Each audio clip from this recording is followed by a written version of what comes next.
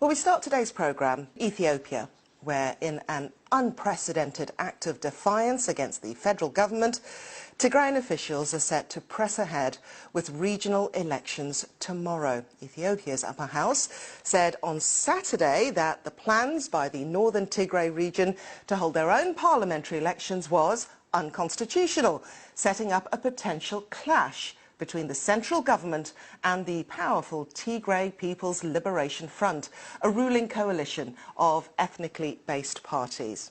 Now, national polls, which should have been held in August, were postponed because of the pandemic. And tomorrow's polls are being seen as a sign that Prime Minister Ahmed is struggling to retain his reputation as a peace broker, about a year after he won the Nobel Peace Prize for ending a border war with Eritrea, and, of course, for his efforts to democratize Ethiopia. At stake, well, an escalation of ethnic and regional tension, which could possibly lead to military confrontation and the breakup of Africa's second most populous nation. The BBC's Kalkidanya Patel has more from Addis. There is nothing extraordinary about the day here in the capital, Addis Ababa. A 5-month state of emergency declared to combat the COVID-19 pandemic just ended, and people are getting back to their normal lives. But in the country's northernmost state of Tigray, the story is quite different. While the pandemic forces the delay of landmark elections on a national level, Tigray is on the eve of unprecedented regional polls defying the federal government. The elections are the latest front line on the ongoing frictions between Prime Minister Abiy Ahmed's administration and ruling elites of the Tigrayan People Liberation Front, the TPLF, a party that has been dominant since the 1990s, until it was kicked out of the ruling coalition by the Prime Minister.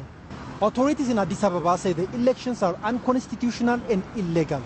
But the political elites in Tigray that have opposed Prime Minister Abiy Ahmed for the large part of the past 2.5 years that has been in power accuse him of power grab. A few days ahead of the poll, conflict seemed possible when Tigrayan leaders issued a statement warning the federal government that interfering in the election could be considered as a declaration of war. The upper house of parliament in Addis Ababa then declared the election null and void. Authorities in Addis Ababa often accuse political elites in Tigray of trying to lead the region as a de facto state. The polls, in which 5 parties are registered to take part and are boycotted by some of the main opposition groups in the region, are likely to increase the tension between Prime Minister Abiy Ahmed's administration and the government in Tigray. Kalkidanya Patel, BBC News, Addis Ababa. OK, we're going to discuss this further. I'm joined now by Ahmed Soliman, who is a research fellow on the Horn of Africa with the Africa programme at Chatham House. Thank you for joining us here on Focus on Africa. First off, this all sounds very complicated. Yes, it is. It's hugely complicated.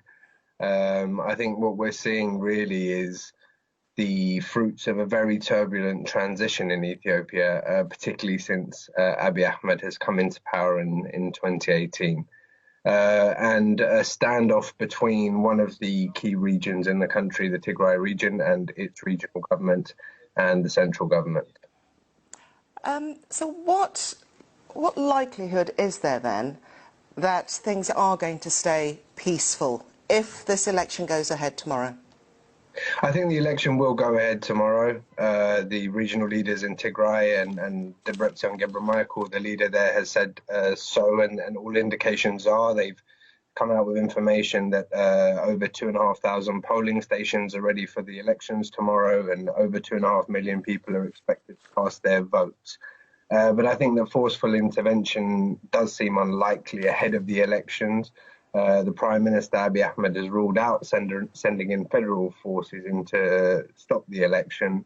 And I think the result of the election, despite some opposition groups boycotting, really isn't in question. The TPLF is likely to win the election, whether it's held now or it's held next year, along with the other regional elections. That doesn't mean the election will be recognised or considered lawful by the federal government or the National Electoral Commission. So I do think there's going to be some form of federal intervention that takes place. That's inevitable after the election has happened. The government could call for elections to be reheld in Tigray along with the other regional elections. But I think that, would understandably be strongly resisted from the Tigray's leaders.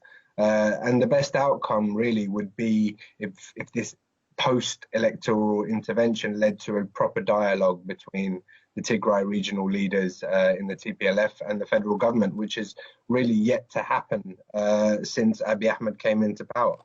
Ahmed, one thing I don't understand is why go ahead with these elections when you know there is going to be... Why do it now? So what I think is you're seeing the combustible nature of Ethiopian politics. And as mentioned in your piece beforehand, for over 25 years, the TPLF really was the dominant partner in the ruling ethnic coalition in the country, in charge of its own federal region, which, it is. This was upended when Abiy Ahmed came into power in 2018, and there's been a deterioration of relations since. Abiy's government have accused the TPLF of trying to undermine efforts to open up and liberalize. The TPLF have accused the government of excessive targeting and demonizing them and Tigrayan interests, removing political figures, security figures, and removing some of their economic interests as well.